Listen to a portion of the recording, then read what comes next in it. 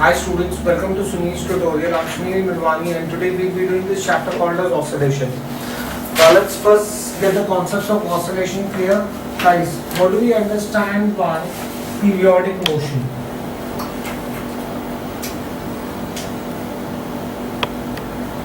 What do we understand by periodic motion? Periodic motion is a motion which repeats itself at equal interval of time. A motion which repeats itself at equal interval of time is called as periodic motion. So a motion which is repeated in equal intervals of time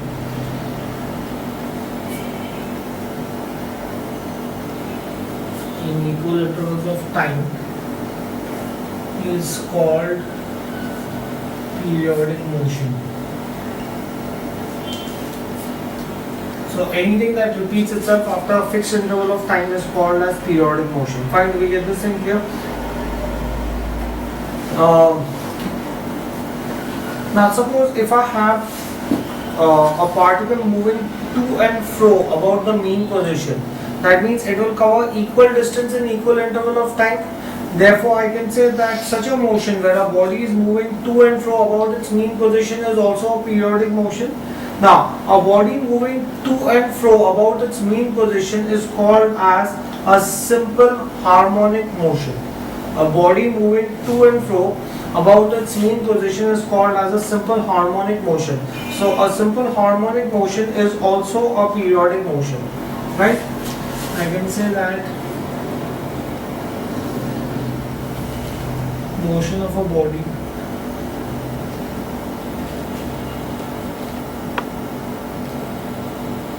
to and fro about its mean position is mean position along the same path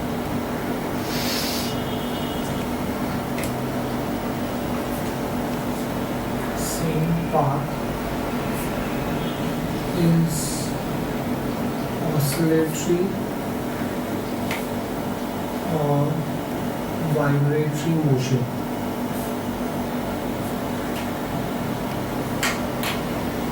Right? So this oscillatory or vibratory motion is called as a simple harmonic motion where a body is moving to and fro about the mean path along the same position, right? Let's try to understand what is a simple harmonic motion. Simple harmonic motion. Let's try to illustrate this with the help of an example, guys. Let's consider that I have a string and there's a weight attached at the other end of the string, right? Now, and this is your solid support. You have a spring and you have a weight attached at the other end of the spring. You will have the body that will slide towards inwards in inward direction. That means the force is going to be directed in inward direction, right? Then at a certain point of time,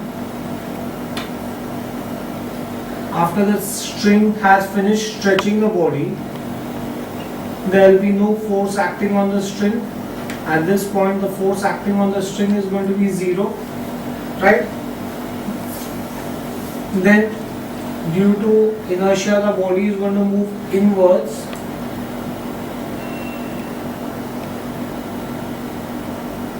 Hence, now the force acting on the body is going to be in outward direction.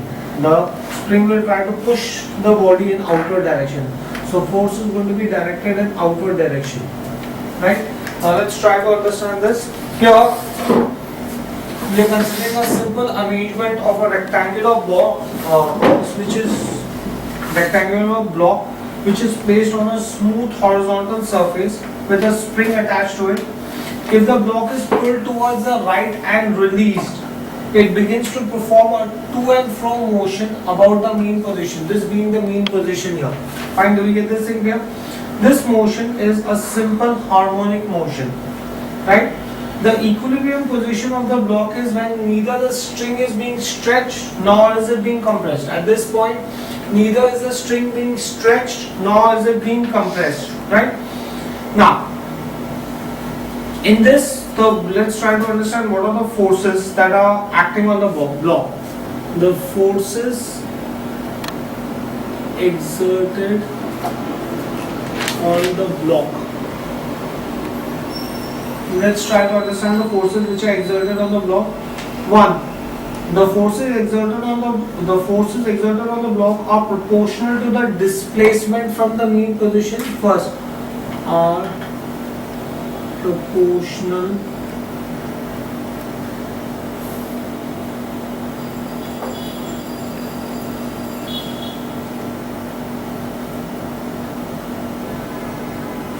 to the displacement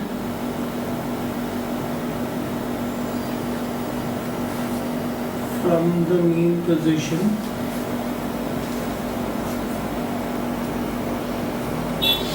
Right?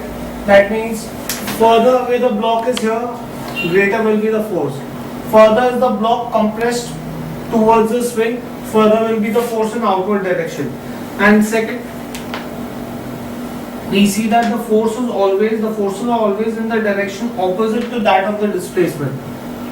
The force is always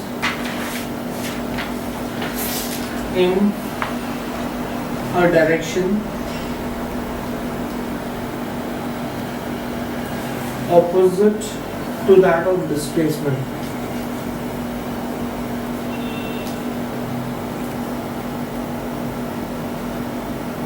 Right? Now, once you have this, let's assume that if x is the displacement of the block from the mean position,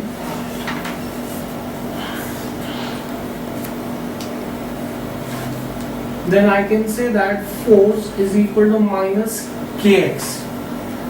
Right? This particular expression satisfies both the condition. Here it tells me that the force is directly proportional to the displacement. It tells the negative sign indicates that it is in a direction opposite to the displacement, and where k is the proportionality constant. Fine, do we get this in clear? Okay, so once we understand this particular equation, then I can define linear simple harmonic motion. How do I define linear simple harmonic motion? Linear simple harmonic motion. Now it is defined as the periodic motion of a body in which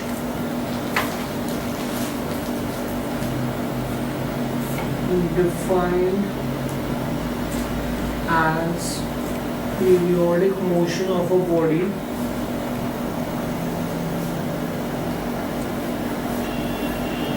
in which the force is always directed towards the mean position, in which the force is always directed towards the mean position. The force is always directed towards the mean position, and the magnitude of the force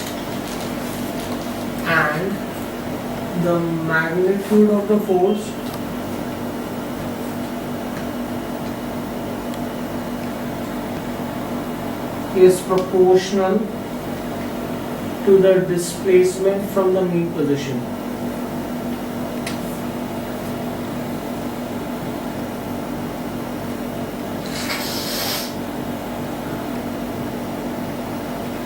Right? This is what is of a body.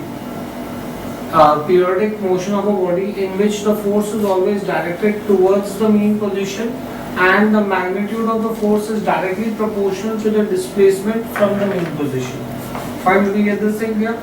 So the two conditions that we realize for SHM, there are two main things that you need to know for an SHM.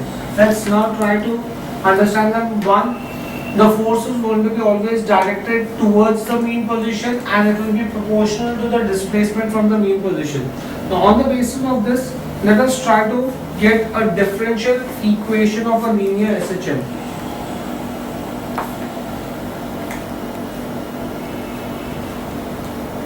Of a linear SHM. Right? Now, a particle in SHM always satisfies two conditions. A particle in simple harmonic motion. Henceforth, linear simple harmonic motion, I'm going to write it as SHM. A particle in SHM always satisfies two conditions. Right? First, the first condition that it satisfies is that the force acting on the particle is always directed towards the mean position. Force acting on the body is always directed towards the mean position.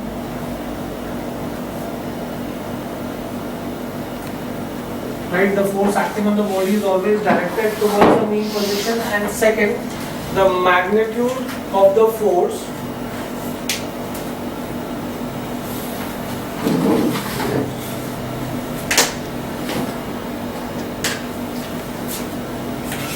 the first condition is that it is always directed towards the mean position. Second, the magnitude of the force is always directly proportional to the displacement of the body from the mean position. The magnitude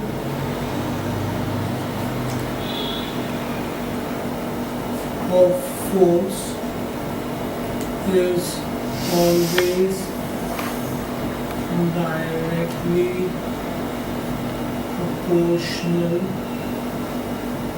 to the displacement of the body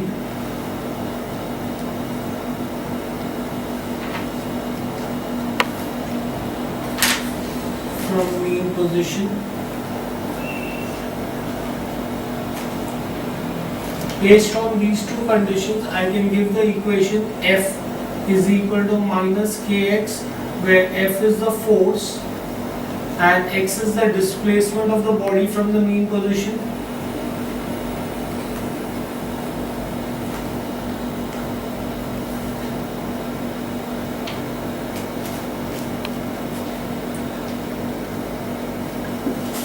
Right? Based on these two conditions, I can give the equation that F is equal to minus kx, right? Now, and where k is called as the force constant.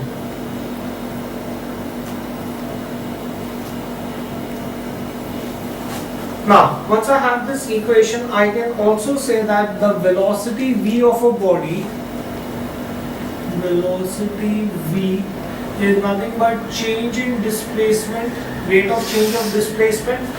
Velocity is nothing but rate of change of displacement. Now, observe very carefully guys what I do.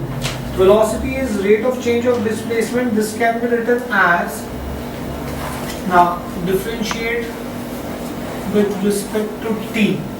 So I'll get d by dt of v is d by dt of dx by dt.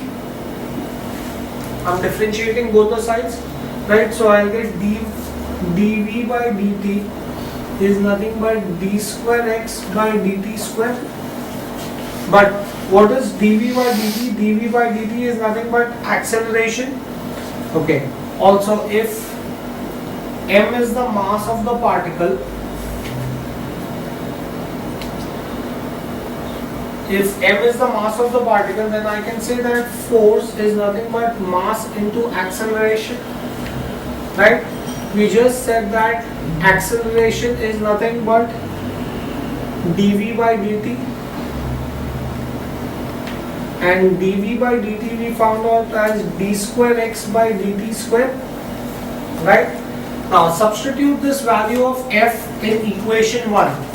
Substitute F in equation of SHM. Equation of SHM is F is equal to minus Kx. F is equal to minus Kx. Therefore, I'll get M d square x by dt square is equal to minus Kx, right?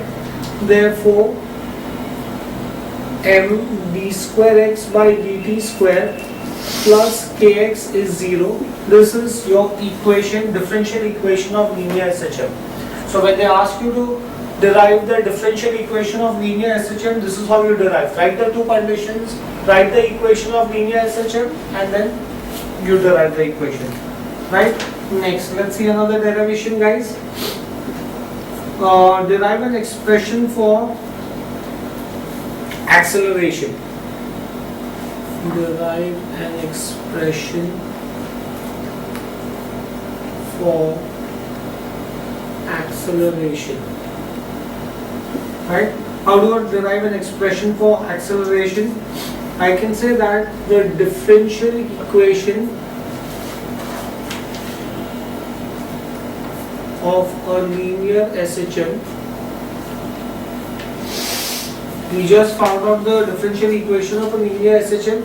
Differential equation of a linear SHM is M d square x by dt square plus Kx is equal to 0. We just derived this. I can say therefore divide by M. If I divide by M, then I will get d square x upon dt square plus k upon mx is equal to 0. Let us assume that k upon m is equal to omega square. Let us assume k is constant, m is constant. So I can assume, let us assume that k upon m is equal to omega square. Therefore, I will get d square x upon dt square plus omega x is equal to 0. Therefore, I can say that d square x upon dt square is minus omega x, right? But d square x upon dt square is nothing but acceleration, right?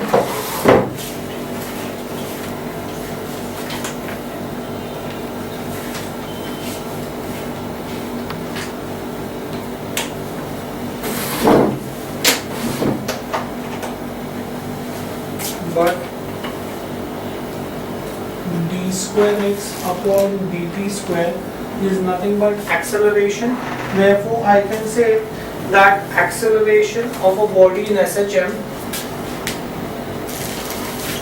is minus omega x. That's how you derive an expression for acceleration. Here, the negative sign indicates that the direction of acceleration is opposite to that of displacement. Negative sign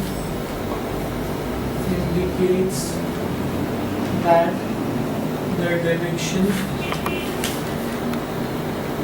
of acceleration is opposite to that of displacement. Fine, do we get this thing here? Now, let us try to derive an expression for velocity. Derive an expression for velocity. Let's try to derive an expression for velocity. Now, we have already said that d square x by dt square is nothing but d by dt of dx by dt. D square x by dt square is nothing but d by dt of dx by dt, right? Now, this can be written as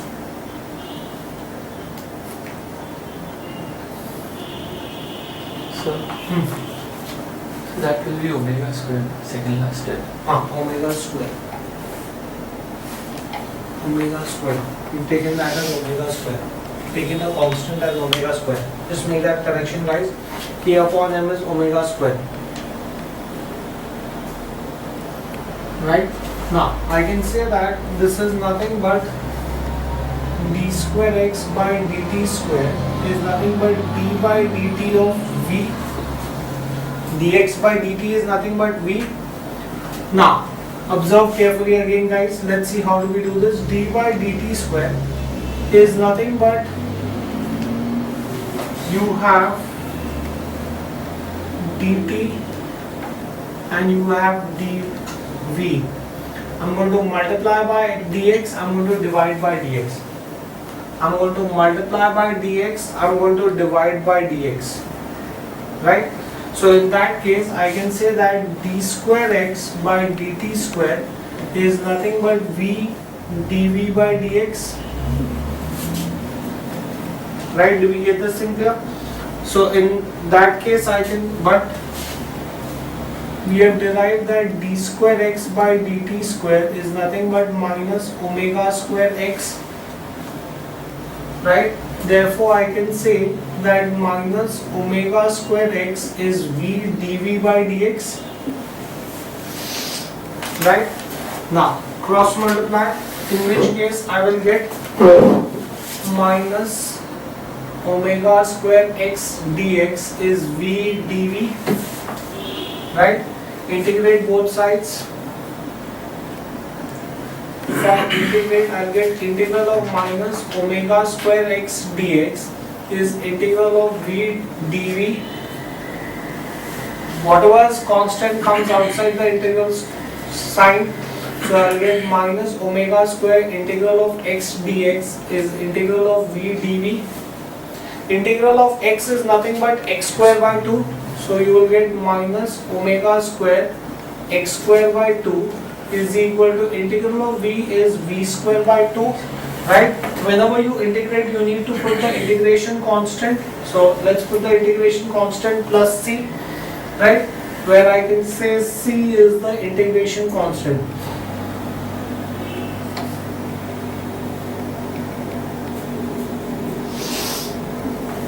Right?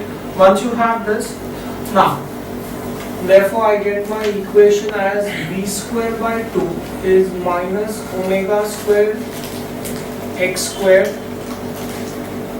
by 2 plus c. Now, if you are considering a simple linear SHM, let us consider that A is the maximum displacement of a particle performed by SHM. Let A be the maximum displacement. Let A be the maximum displacement of the particle in SHM. Right? In which case I can say that in extreme positions the velocity of the particle will be 0 and the displacement will be maximum.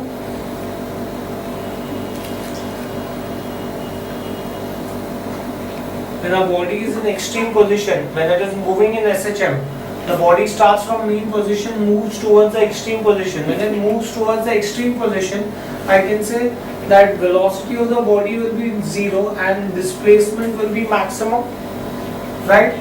So if I substitute these values in my equation of velocity, I will say 0 is minus omega square a square by 2 plus c. So I can say that omega square a square by 2 is equal to c. Substitute this value of c in equation of velocity. So I will get therefore v square by 2 is minus omega square a square x square by 2 plus omega square a square by 2.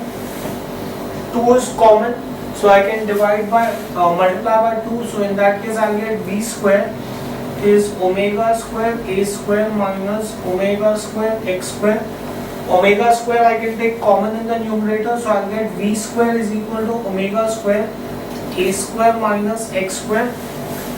Take square root.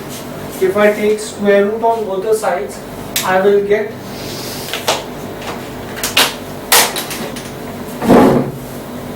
if I take square root on both the sides, I will get v is equal to plus minus omega square root of a square minus x square.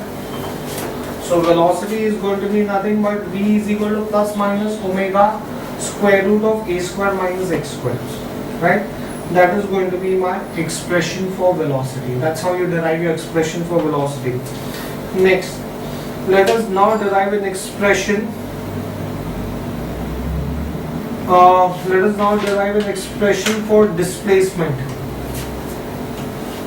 We did 6, 7. Derive an expression for displacement. Right? Yes, you want to ask me something? So that A should come capital.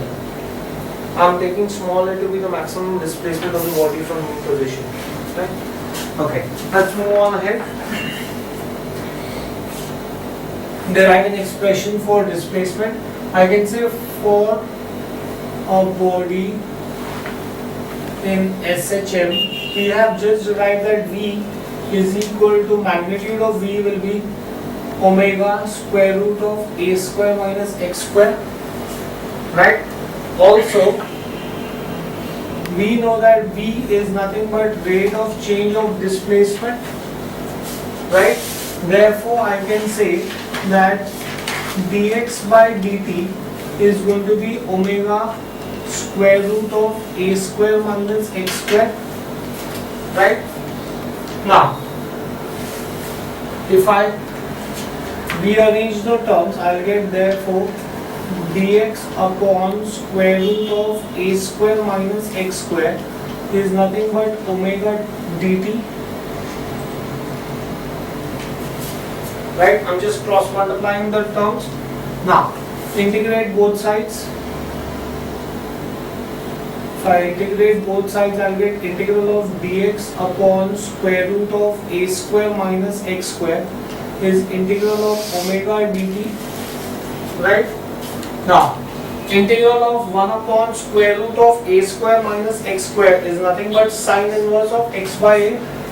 So I'll get sine inverse of x by a is nothing but omega t plus c, right? Instead of c, since c is an integration constant, I'm going to use the constant alpha here, right? Where I'll say alpha in the above equation is the constant of integration. We've already used c. Alpha is here the integration constant. Therefore, I can say that x by a is sine of omega t plus alpha. Sine inverse goes on the other side, becomes sine. Therefore, I can say x is equal to a sine omega t plus alpha, right? So the displacement of the body is going to be nothing but a sine omega t plus alpha. That is going to be your expression for displacement of a body. Now let us consider two conditions here. Let us consider case 1. If the body starts from mean position, if the body starts from mean position. Now, if the body starts from mean position, then at time t is equal to 0, x will be 0. If the body starts from mean position, at time t is equal to 0, x will be 0. Substitute an equation of displacement. Substitute in equation of displacement. Substituting an equation of displacement, I will get 0 is equal to a sine 0 plus alpha, right? So in that case I will get 0 is A sine alpha, 0 is sine alpha. If sine alpha is 0, then I can say therefore alpha will be 0. So substitute the value of alpha as 0 in the expression of displacement. Substitute alpha. So in that case I will get x is equal to A sine omega t plus 0. So x is equal to A sine omega t. So when a body starts from mean position, the displacement of the body is given by the formula x is equal to A sine omega t. Right? Case 2. When the body starts from extreme position. When the body starts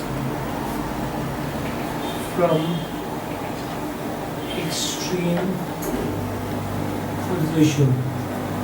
Now when the body starts from extreme position at time t is equal to 0, the displacement would be A because the body is starting from extreme position, right? Substitute these values in expression of displacement. Substitute in equation of displacement. If I substitute in equation of displacement, I'll get A is equal to A sine 0 plus alpha. So I will get A is equal to A sine alpha. 1 is equal to sine alpha. Therefore alpha will be pi by 2 because we know that sine 90 is equal to 1. Right? Now substitute this value of alpha in equation of displacement. Substitute alpha, in which case I'll get x is equal to A sine omega t plus alpha. Alpha can be written as pi by 2. But we know that sine pi by 2 plus theta is nothing but cos theta. Right? Therefore, I can say that sine x is equal to A cos omega t. Sin pi by 2 plus theta is nothing but cos theta, so therefore I can say x is equal to cos omega t. So this will be the expression for displacement of a body when the body starts from extreme position. Fine, do we get this thing clear? Right, we will stop this here for the day. Thank you very much.